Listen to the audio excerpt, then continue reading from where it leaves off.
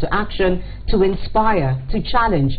These, among other reasons, are why freedom of speech is such a fundamental human right.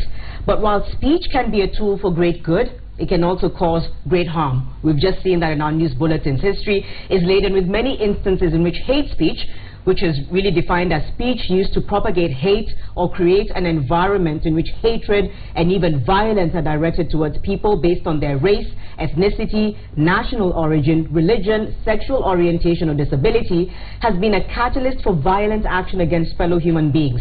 We're seeing this now rear its ugly head once more in Kenya, just 14 months to the elections. Tonight, we're asking, what can we do to curb hate speech in Kenya? A few of you, before I introduce to my panelists on Twitter, Mlongo174 says, we have to pray hard. Mashari Anjenga says, the only thing we can do, we should ignore them and not put weight on what they say.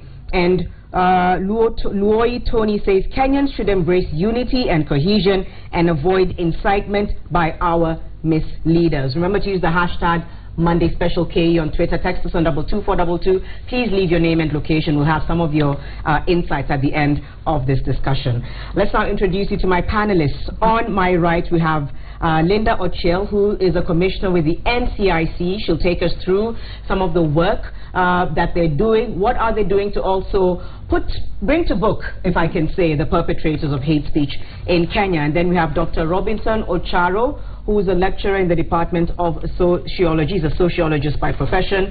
How has hate speech evolved over the last few decades in Kenya, and how is it impacting how we socialize in the country today? Thank you both so much for joining us today. Let's talk a little bit about the NCIC, Linda. Let me start with you. What was the purpose when this body was formed, and has that purpose been achieved? Okay. If we may recall, Janet, the National Cohesion Integration Commission is one of the Agenda 4 commissions, and the mandate of the commission is to promote equality of opportunities, good relations, and peaceful coexistence among Kenyans. But one of the things, part of the mandate of the NCAC is enforcement of hate speech legislation. It's just part of the mandate of the NCAC. And what we mean by enforcement of hate speech legislation, in the NCAC Act, we have 2 sections that prohibit hate speech. And what is hate speech?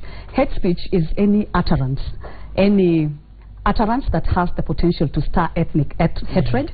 It can be vilifying, it can be threatening, it can be abusive, and it doesn't necessarily have to only be an utterance. It can also be display of behavior and a performance maybe that is directed, that has the potential to provoke ethnic animosity and stir conflict. So you've explained that well. Some people may say it was more of a PR stunt, so to speak, or maybe they're even going as far as to say, how come we haven't seen anyone being brought to book in the light of the political leaders, the political class, because this is based on the previous elections that we had. Have you had any success stories as the NCIC? Yes, we have. Actually, we have processed 900 cases of hate speech in the country. And processing does not mean prosecution only. Sometimes we issue cessation notices, we issue summonses, sometimes we conciliate cases, and then there are matters that we take through the judicial process. So we processed over 900 cases. 20 of them have been prosecuted, 6 have been successful. They've been both high-profile cases and cases of, ordinary Kenyans that are perpetrating hate speech and polarizing communities along ethnic lines. So I would say that we have a lot of challenges in handling hate speech matters in the country. One of the challenges that we have is we have to work in a tripartite arrangement, and I don't want to engage in blame game here, but we work in a tripartite arrangement with the Criminal Investigations Department. At the same time, we also work with the Office of the Director of Public Prosecutions on hate speech matters. So the mandate or the role of the NCAC is to conduct investigations and hand over the files to the Office of the Director of Public Prosecution, which is the only constitutional office in this country that can conduct prosecutions, and they have to work very closely with the courts. So these institutions have to come together, to work together, to ensure that we secure, if it is a conviction that we want, we secure that. And the penalties for hate speech is 3 years imprisonment or a fine of 1 million shillings.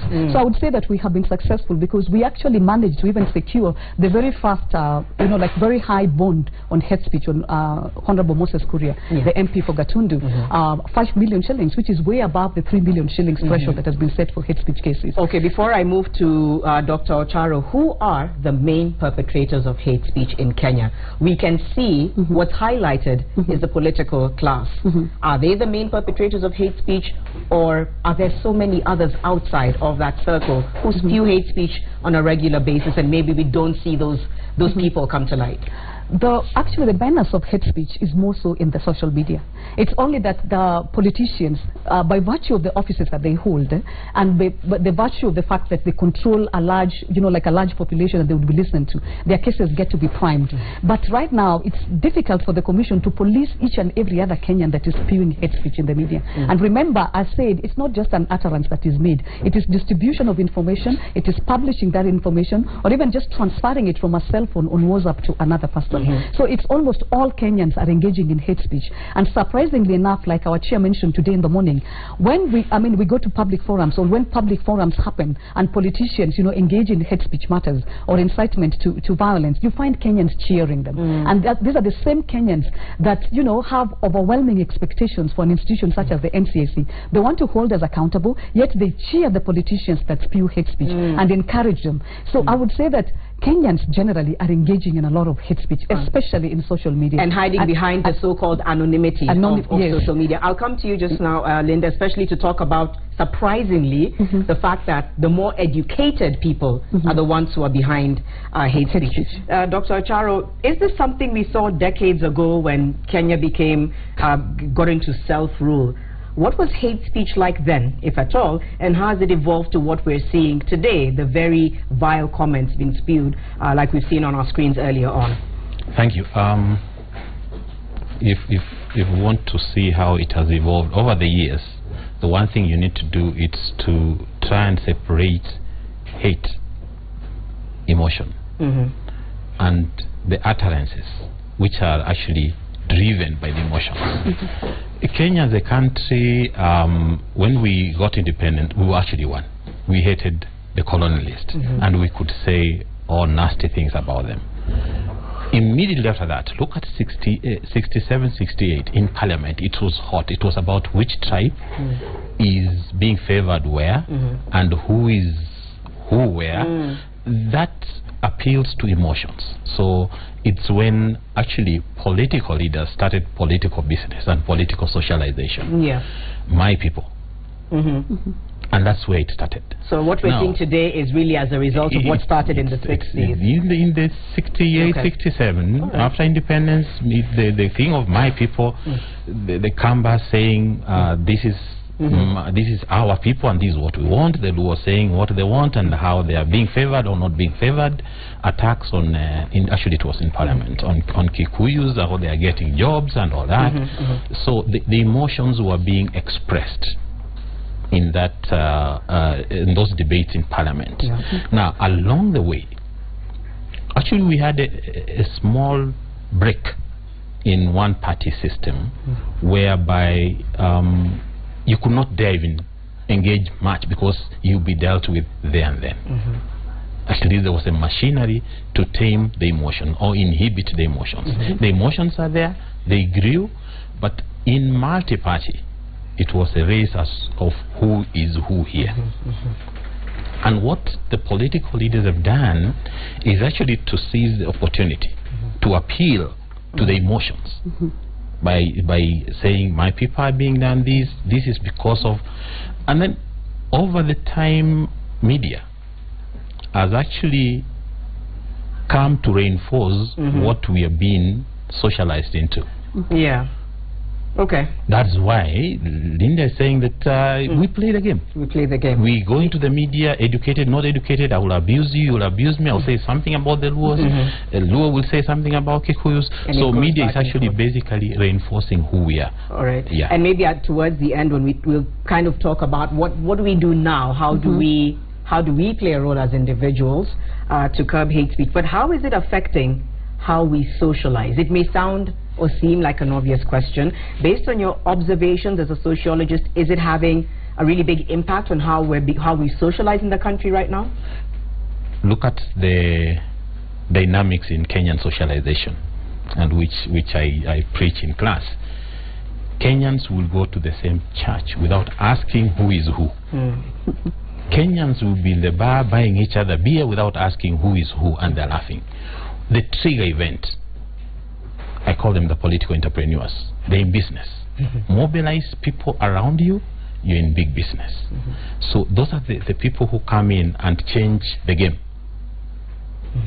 Okay. After church, well, the next thing, once the politician comes in, the next thing is who is next to me, who is my neighbor, who is my person. You become more aware of it, and then you begin to ask, is there a reason why there's a gullibility, why we buy into it so quickly, so easily as a society? Maybe you can answer that briefly before I hear Linda's take on that. There is. Yeah. Role modeling has been left to who is my person, and the politician has taken over. And then when it comes to cognitive, how you get persuaded, if you check the hate speeches, there is always that fear element. Psychologically, it's very powerful. If I stand as a Kissi and say my people are being finished, it triggers off emotions. If a politician says that we are not actually going to be working with so-and-so is actually causing our regression, it appeals to my emotions, because that is my role model. And that's how it's working. So cognitively, already I know that I cannot be less than a Kissi. Yeah. I know that. Okay. But if somebody incites the emotions of me being a Kissi, I'm likely to process his information. A few questions before we come to the end. A discussion finding on your end that the people who most perpetrate hate speech are the educated class of people. Maybe you can talk to us a little bit about that, because many might assume it's those who don't know better, but it's actually, like you even said earlier, the architects of apartheid. It was born in a university. So very well educated people, intellects, are the ones that spew hate speech, which is dangerous, because then it causes a ripple down effect. Tell us about how that finding really affects what we're seeing today, and then finally, what responsibility we have. What can you do? What can I do? What can Kenyans do? How can they report it? Okay. The Commission's Social Cohesion Index, actually released last year, revealed that the more educated we are, the more intolerant we become, and the more we perpetrate hate speech in social media, and the more we view others as, the others, and us as us. One of in the analysis by the researchers, there was the discovery that education exposes us to be aware of other people, the other. And coupled with that is the fact that we use our ethnicities to sort of like capture power, so that we can control resources and exclude others. So the educated people realize the potential that they have to capture power through ethnicity. So they use it as a mobilizing tool. So first they're aware that there are these other people, that are different from us through the, like socialization process and the education. And then secondly, they use education as a tool to exclude other people, they access resources to exclude other people. And they're the ones that have benefited actually from, access to resources in this country, access to opportunities, and access to services. And instead of using this, using the education positively to bring Kenyans together, they use it to divide Kenyans. And as I mentioned earlier to you, apartheid was actually conceived in a public institution of learning at Stellenbosch University.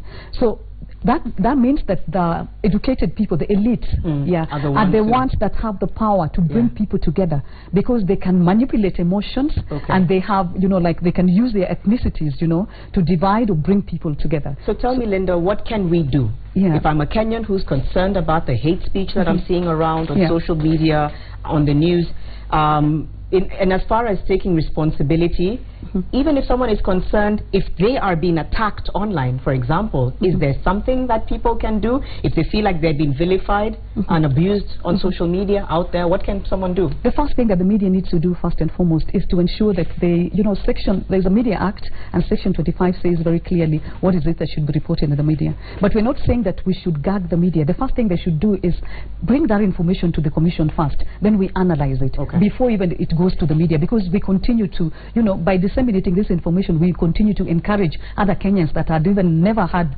you know, like of some of the utterances to continue hearing. Okay. Then the other thing that we need to do is, you know, cohesion and integration is an outcome of many processes. It cannot be a responsibility of one institution. So it's the responsibility of each and every Kenyan to monitor hate speech on their phones, and at the same time pass that information to the NCIC. Okay. But aside from that, also they need to have, you know, they need to be responsible and active citizens before you know, like developing material that has the potential to stir ethnic hatred for a common person. I mean, like for anybody who has gone to school or anybody, you know, who has some level of understanding. They should first and foremost, you know, censor themselves. This information that I'm disseminating or that I'm developing, does it have the potential to divide Kenyans along ethnic lines? Okay, so if you have something that you feel is truly offensive, report it to the NCIC. It will be analyzed. Action thereafter will be taken. So a monitoring process, but also, you know, take that responsibility as Kenyans. And there's one thing that I would like to emphasize, Janet, and I keep on saying that, and it came out of, I mean, a statement from the Kenya National Commission on Human Rights. We also need to tell our leaders that a society that does not respect the rule of law cannot expect the citizens of that country to respect the rule of law. The enforcers of the law and politicians, be it, you know, leaders, be it within government or outside government, must be subject to the law. If they are not, then they encourage civil disobedience, and that is why we have impunity. And impunity breeds contempt for the rule of law and erodes public confidence in institutions of governance. So we can't hold NCAC accountable if we can't hold ourselves individually accountable for, I mean, for hate speech or anything else. We'll see what happens now with those who we highlighted today. Very briefly, Dr. Ochara, because we completely have to wind up, your thoughts on how we can, as a society, continue to rein in and tone down on the hate speech. Well, I agree with Linda about reinforcement. But one thing I will not buy is Kenyans at present reporting, because we have taken positions. There is what we call polarization of the mind. I've already been socialized. I've taken a position. So when I see something that is offending, I will hit back from my position. So I think the best thing we can do now is, for example, the media to come up, look at the best that Kenya was, repackage that and give it back to Kenyans. This is the best that Kenya was. Then this will actually change because you'll be competing with the politicians. All right, that's all the time we have. But thank you both so much. Thank you, Janet. Just for your sober thoughts, and we really hope that things change. We now take a short break. We'll be back with some of your feedback on what you think we can do to curb hate speech in Kenya. Stay with us.